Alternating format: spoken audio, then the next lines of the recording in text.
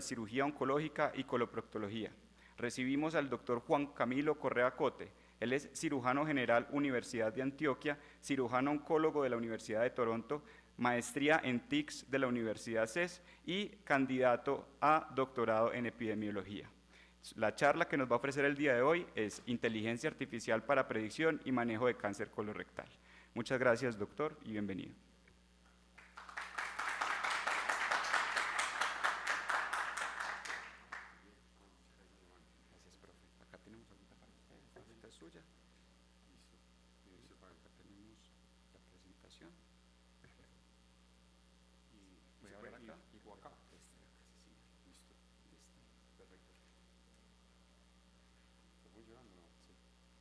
¿Me oyen? No. Ok, vale. ¿Aló? Listo, ya. Buenos días, ¿cómo están? Muchas gracias por la invitación. Estaba hablando con Camilo que esto es como un privilegio para nosotros, que ustedes nos pongan a estudiar un tema y a repasar un tema es una ganancia para uno, pues, porque uno explicar un tema le toca como maciárselo más. Entonces, primero que todo, muchas gracias por la invitación. Yo también me gradué acá, a pesar de que el doctor Cadavid dice que yo soy un ex convicto. Hay una parte de aceptación en el CES y, profe, pues si yo me pude graduar hay esperanzas para mucha gente más, ¿sí o no? Entonces, a mí me toca hablar sobre inteligencia artificial en cáncer colorectal, que si ustedes se ponen a ver es un poco de mucho y a la vez nada concreto. Entonces, ya les voy a explicar por qué. Yo creo que esto es como la visión del panorama de lo que puede suceder. Difícil empezar un congreso con esto, aunque entre esto y la charla del viernes a las 4 de la tarde prefiero esta, pues. Entonces, esta es la familia, pues, de cirugía oncológica. Ya tenemos aquí varios del CES, tenemos a los Camilos. Me ha tocado conocer personas que son muy valiosas, ya conocen a este personaje, que este personaje tiene uno de los mejores egresados que hay como persona y como cirujano. Entonces, ahí qué bueno yo estoy como con ganas de oír la charla del hombre. Hablemos de algunos términos. Primero, que es inteligencia artificial, es digamos un proceso en el cual se busca simular como la inteligencia humana para llegar a un resultado. Y hay varias cosas que ustedes van a ver que vamos a discutir, y es, por ejemplo, el machine learning. Machine learning es, digamos, como el algoritmo que busca un proceso más simplificado en el que el computador trata de llegar a una conclusión y un aprendizaje, pero cuando se utilizan varios nodos o varias ramas del machine learning se puede llegar a tener un deep learning. El deep learning utiliza varias interfaces, entonces son varios procesos que van al tiempo. Entonces, ¿por qué es importante hablar de eso? Porque nosotros van a ver que vamos a hablar, cuando uno empieza a leer artículos sobre esto, le van diciendo a uno, es deep learning, es machine learning, pero digamos que machine learning es como la que engloba todo, y a medida que hay procesos como más complejos, o que hay varias subcapas, se habla de deep learning. Bueno, digamos que el machine learning también incluye los LLM, que son los modelos de lenguaje, que es el chat GPT que nosotros utilizamos. Pero no nos hemos quedado allí, y lo vamos a discutir ahorita. Hay inclusive ya deep learning que tiene que ver con radiómica, con histopatología, y el futuro es como muy prometedor, pues, con todo esto.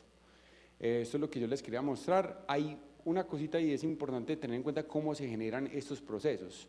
Entonces, el machine learning que yo le he dicho incluye el deep learning, pero en el deep learning hay varias interfaces o nodos que van generando los resultados. Y como esto aprende, es muy interesante porque hay tres tipos de aprendizaje: el supervisado, el no supervisado y el reforzado. El supervisado es que prácticamente usted a la máquina le dice, o al proceso usted le dice, tengo este conjunto de datos ya tiene pues como unas categorías. O sea, esto es una manzana, esto es una pera, esto es un mango. Les muestra, ellos analizan esos datos, buscan generar como categorías, y después usted le pone un conjunto de frutas para saber si ellos lo pudieron categorizar. El no supervisado es muy interesante porque es exploratorio. Usted le da las frutas y no le dice qué es, sino que espera a ver que ellos empiecen a sacar como conclusiones de, ve, esto se puede agrupar, esto va hacia este lado, esto va hacia otro lado. Entonces nos permite como de pronto plantear hipótesis de cosas que nosotros, como a nivel humano, no logramos ver, porque seamos conscientes que nosotros, el análisis de datos que nosotros tenemos es más limitado frente al computador. Y el de reforzado es muy interesante porque ustedes lo van a ver y es que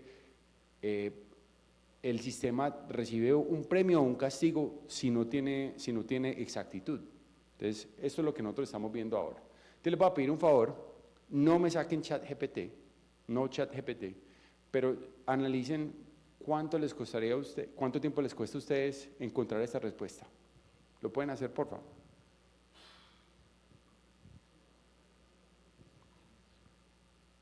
Mari, no pregunte. Que me corre. Ok, ya. Ahí. Y les puse este ejercicio porque me parece muy interesante y yo creo que este es el gran cambio en la educación. Y es el acceso a la información.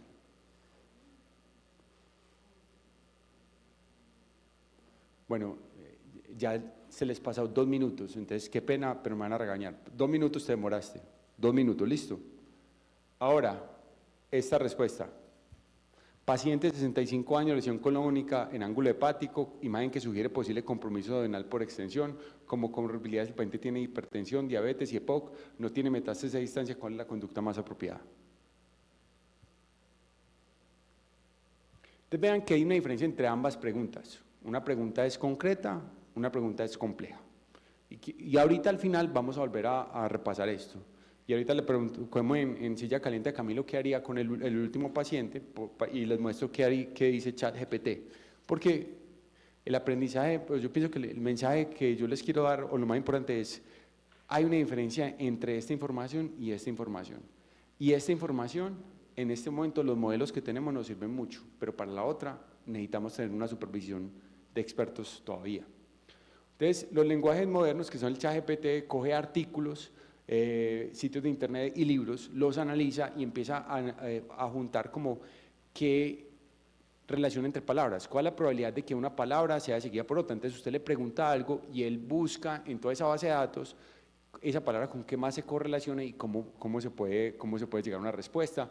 Vean, 45 terabytes tiene ChatGPT, el 3.5, ya estamos en el 5. Entonces la cantidad de información que tiene es mucho, pero parten de un hecho.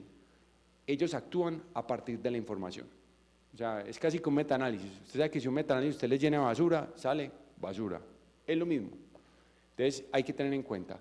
Los nodos que yo les había dicho son varias, ellos tienen una parte del input, de la información que nosotros le damos, hay una parte que es oculta y luego están las variables dependientes, que es una cosa importante y que está cambiando en la inteligencia artificial, que muchas veces cuando les ponemos un modelo o le generan un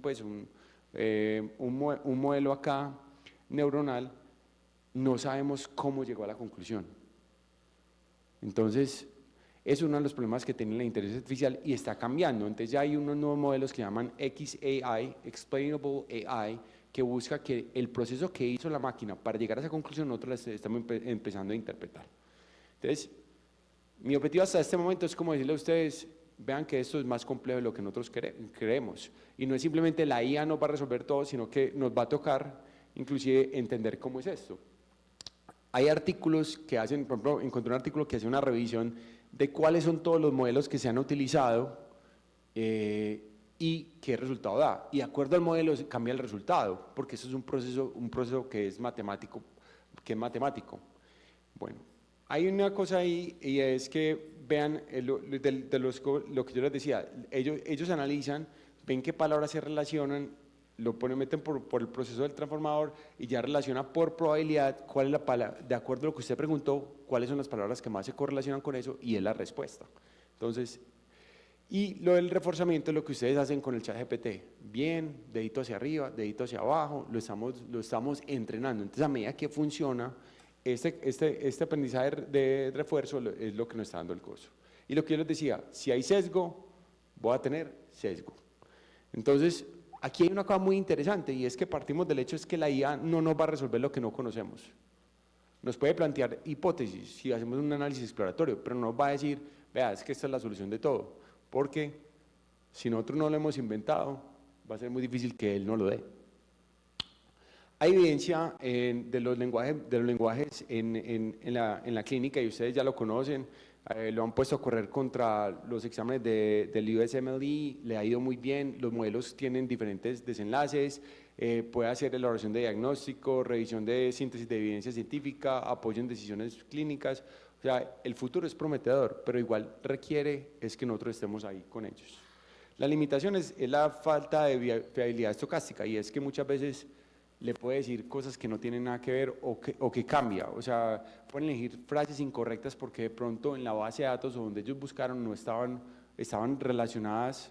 Acuérdense que correlación no es igual que causalidad. Pues, espere que ahí voy a buscar una mejor forma de explicarles. Muchas veces el modelo puede decir, esta palabra yo la busqué y se relaciona mucho con eso que me preguntó esta persona, pero puede que esté ahí como un inocente transeúnte y no sea quien haya causado el accidente. ¿Sí me hago entender? Entonces, eso es una de las cosas que podemos tener. Hay alucinaciones, hay veces que ustedes le han preguntado a ChatGPT, yo sé que ustedes lo saben, y salen con cosas que no tienen nada que ver. Entonces, nosotros tenemos que empezar a ver. Algunas veces es una reproducibilidad variable o respuestas estereotipadas, y ya sabemos que muchas veces tiene su forma de responder, que uno lo va leyendo y lo va entendiendo. Bueno, y lo otro que es muy importante es que no hay evidencia del mundo real. Como nosotros entrenamos estos modelos con una base de datos, si yo cojo un modelo y lo entreno con 1000 casos de cáncer colorectal en China, ese modelo va a tener una validez interna muy buena en China. Ahora, la validez externa es, si yo llego y tengo una población con digamos, con una prevalencia, una distribución distinta, es posible que ese modelo que utilizaron en China no me dé el mismo rendimiento que aquí en Colombia. Entonces, eso plantea la necesidad de generar validación externa de los modelos y de tener como más información y hacer como análisis multicéntricos. ¿Ustedes se acuerdan de la película de Alan Turing?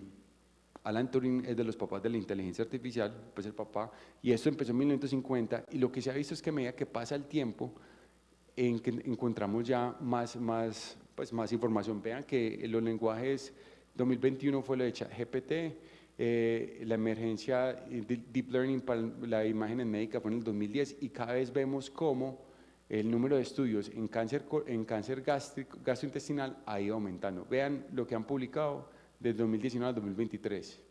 Y de acuerdo a los tipos, son mucho más comunes en cáncer de colon y en cáncer gástrico. Entonces estamos viendo como ya hay cada vez más evidencia.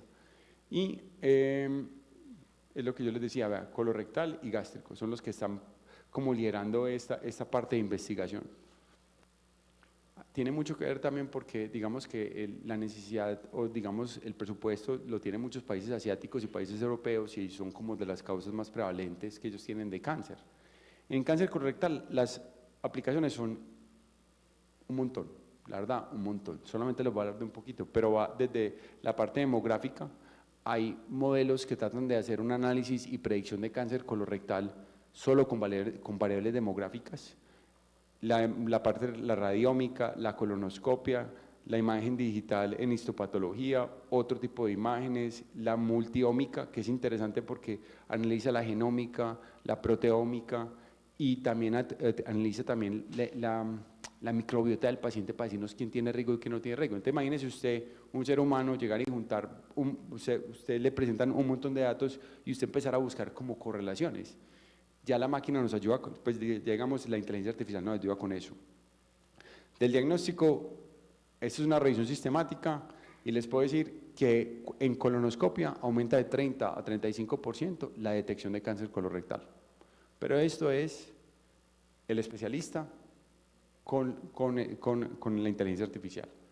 Y digamos, hay una cosa muy interesante, y es que si usted es una persona que no es experta, sino que está iniciando en el manejo de la colonoscopia, con la IA usted llega a tener un rendimiento similar a un experto. Entonces acorta el proceso de aprendizaje, que es una cosa supremamente interesante, y vean que la tasa de detección aumenta. Bueno, en imágenes la radiómica es muy interesante porque trata de analizar los datos que están en el PACS. Pues digamos que llegan y no es solamente la apariencia, sino cómo la luminosidad, el tono de gris que puede tener, y empieza a correlacionar. Hay estudios que ya han tratado de hacer la invasión perineural en tomografía con un área bajo la curva de 0.66, no es la mejor, pero se está llegando, ya estamos hablando de diagnóstico de un criterio que es patológico, microscópico, solo por tomografía. Inestabilidad microsatelital AUR de 0.88 y hasta mutaciones en el CARRAS. Entonces vean cómo estamos teniendo cada vez más información. Aquí lo que les quería decir es como cuando hablan de las dificultades que pueden tener el reto pues, en las imágenes es lo mismo que yo les decía, la ausencia de datos grandes, diversos, de varias poblaciones, que no sabemos cómo es el proceso interno del deep learning, qué es lo que sucede o cómo llega a la conclusión eso, la inteligencia artificial. Hay que ver cómo aplicarlo y hay una cosa que viene siendo muy interesante. Digamos que la IA se equivoca y le da un diagnóstico equivocado al paciente.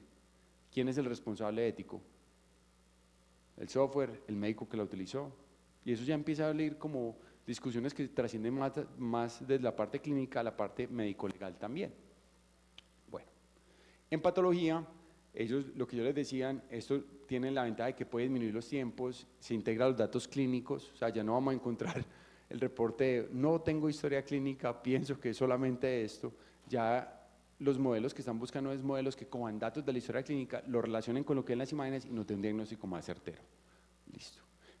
Aumenta la velocidad de respuesta y reduce la variabilidad interobservador, que eso es muy importante en patología, porque muchas veces hay un caso difícil, se juntan 10 patólogos y es una discusión.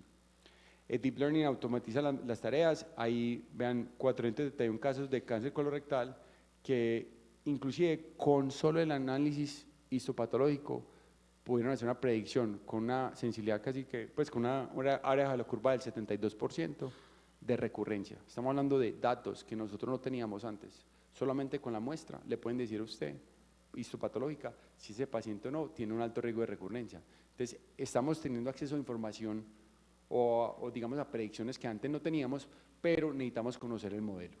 Listo. En la educación esto me pareció súper interesante porque imagínese usted darle al paciente la posibilidad de que un lenguaje, pues un modelo de lenguaje bien entrenado le responda a las preguntas. De eso en cáncer colorectal y vean que comparaban un artículo de 20, otro de 18 y otro de 50 preguntas sobre colonoscopia y la sensibilidad pues, o la exactitud de ChatGPT, de Bing y de Gemini era en alguna ocasión hasta el 80%. Le puede resolver el 80% de las preguntas del paciente, pero si está bien entrenado. Y esto es muy interesante. Se concuerda con las guías y por esto es que yo les puse la primera pregunta. Ahora les pido el favor que me digan, si buscan en ChatGPT, cuánto se demoran en encontrar la respuesta, o si quieren la hacemos ahorita, la tengo escrita. Pero vean que hay una cosa, lo que nosotros, pues profe, usted y yo tenemos todavía una diferencia de tiempo, pero yo me acuerdo que cuando uno tenía una duda muy particular, uno se podía demorar 1 hora y media buscándola en un libro. Y cuando usted ya tiene una duda particular, usted le demora 30 segundos, que es prácticamente meterse a ChatGPT, porque usted sabe que es una duda particular y esto nos agiliza las cosas. Y es un reto educacional, porque yo no le voy a pedir, pues, porque nos toca es no la información, que era como el buen estudiante el que sabe información, sino que ya nos toca pensar es cómo utiliza esa información, porque la información la tenemos a la mano todos y va a ser muy fácil adquirirla. Listo. Son útiles, no sustituyen al criterio médico en decisiones complejas o personalizadas. Y ya les voy a mostrar eso con las preguntas de ahorita.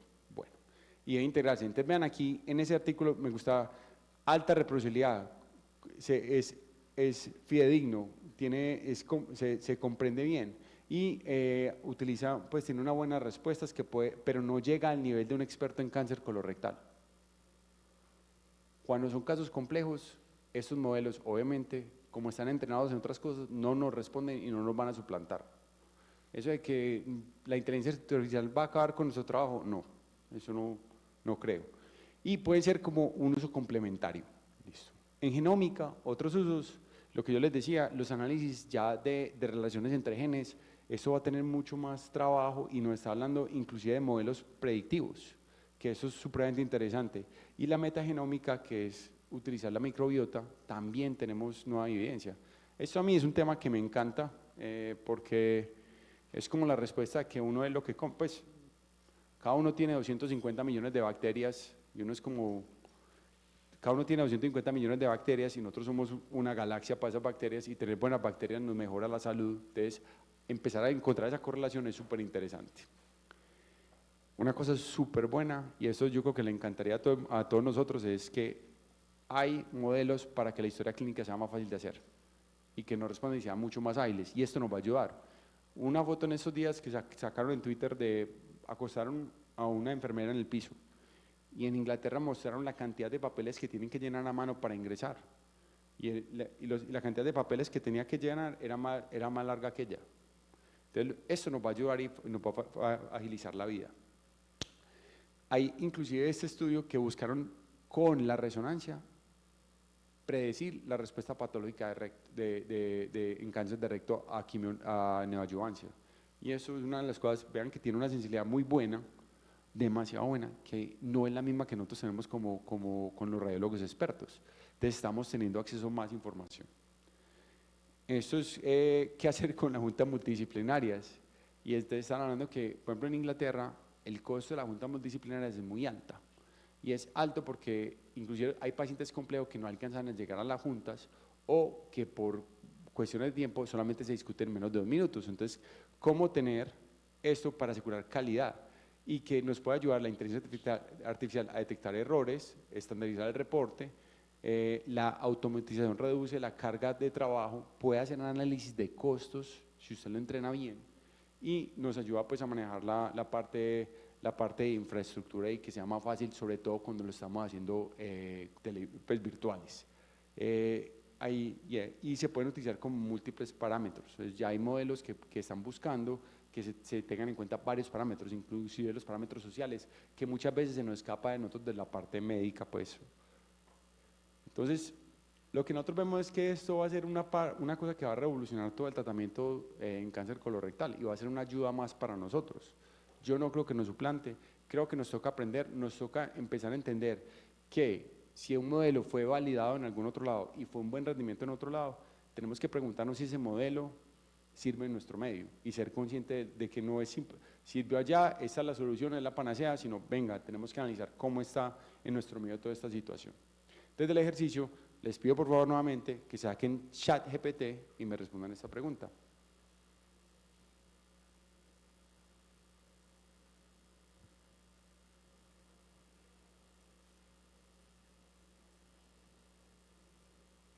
Es una nota porque uno ve a algunos hablando, otros escribiendo, otros tomando la foto, entonces vean como ya el acceso, pues como el uso de la información es distinto. Ya, bueno, te demoraste menos. 1 minuto menos. Entonces, bueno, ahora les pido que hagan esta. Entonces vean que preguntas simples, concretas, que no son complejas, eso es una muy buena herramienta.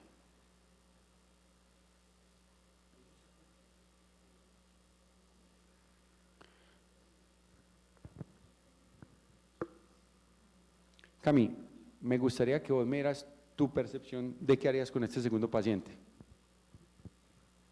Te estoy usando pues para… Sí, muchas gracias. Me hubiera sapeado ayer para yo estudiar un poquito. 65 años, o sea que un T4B en el ángulo hepático con proceso duodenal. Digamos que el Foxtrot nos resolvió esta duda. Los pacientes con T4B colónico tienen indicación de resecciones multiviscerales, pero una cosa es hacer una resección multivisceral con un pedazo de intestino delgado al lado y otra cosa es con el duodeno que había que hacerle un Whipple. Entonces son los pacientes que se metieron en el Foxtrot que realmente hicieron un downstaging casi que el doble que los que no fueron a neoadyuvancia, aunque la supervivencia libre de enfermedad no cambió. ¿Qué pasa? Yo a este paciente lo llevaría a neoadyuvancia sin duda. Sí. También. ¿Sí? No es igualito. O sea, te voy a decir porque yo le pregunté a Chat, entonces, yo le pregunté a Chat, espérate, ¿qué pasó? La conducta me puede intentar una resección quirúrgica de entrada. Esto se lo hice anoche a Chat. Pero no hice lo de la ayudancia. Entonces, eso es lo que yo le quería mostrar. Yo, Foxtrot, toda la vida. Pues es que el riesgo de que quede con un colon derecho, duodopancreatectomía, y que paciente con comorbilidades importantes. Entonces, eso era lo que yo les quería decir. O sea, la aplicabilidad, las cosas que nos puede ayudar la inteligencia artificial para el manejo del cáncer colorectal son muchas. Nos va a resolver las dudas, tenemos acceso a información como nunca antes habíamos tenido en la vida. Yo me acuerdo un raciocinio que decían que nosotros en este momento, ¿estás levantando en un minuto? Bueno, ya. Que nosotros en este momento, acuérdense cuando Kennedy cuando Kennedy iba a lanzar las bombas nucleares, él tenía menos información de la que nosotros tenemos en este momento en el celular. Entonces nosotros tenemos una panacea de información, tenemos acceso a información que antes no teníamos en la historia. El problema es saber cuándo utilizarla y cuándo no. Muchas veces el modelo más reciente no está entrenado para tomar esas decisiones complejas. Necesitamos desarrollar modelos, pero siempre con la guía y con el apoyo de expertos, porque eso es como vean que la diferencia entre un manejo y otro es muy alto. Y lo último, vamos a ver si se oye. Esta entrevista, vamos a ver si se oye. Bueno, esta entrevista se las traigo. Este es pues para los que no, yo sé que todos lo conocen. Ay madre, ¿cómo me vuelvo? ¿Cómo hago para que reinicie? Listo. Entonces, esta entrevista es Steve Jobs en 1981, cuando tenían susto de que los computadores reemplazaran a los humanos. Les pido que por favor cambien la palabra computador por inteligencia artificial. ¿Listo?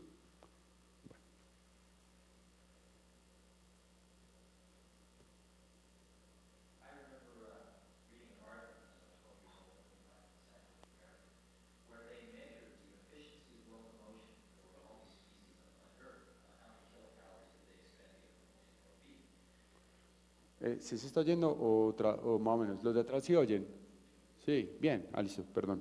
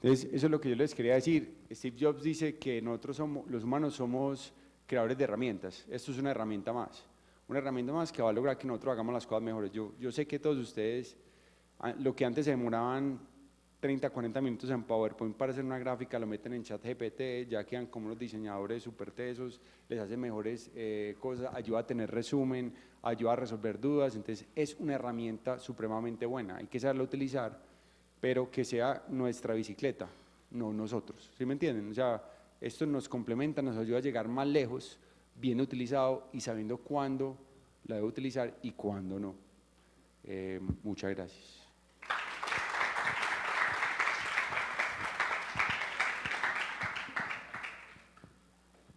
Le agradecemos al doctor Cote por esta charla. Le recuerdo entonces